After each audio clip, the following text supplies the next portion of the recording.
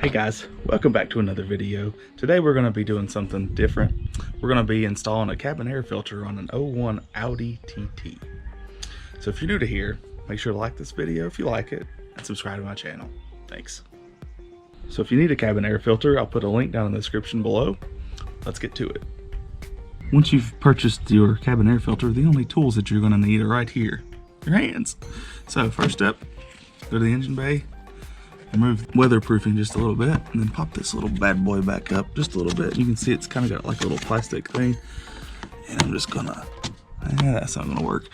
Then you can expose the cabin air filter, and then you're gonna want to pop it loose.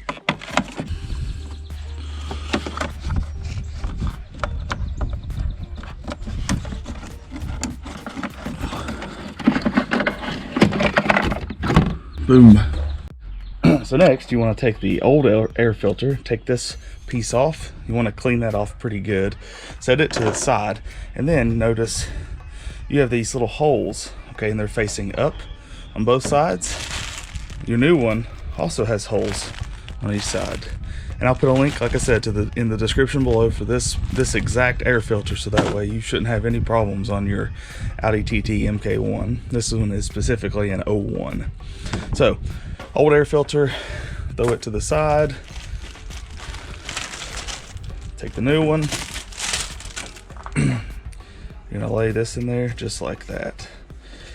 Of course, I need to clean this, but for demonstration purposes, this is what we'll do.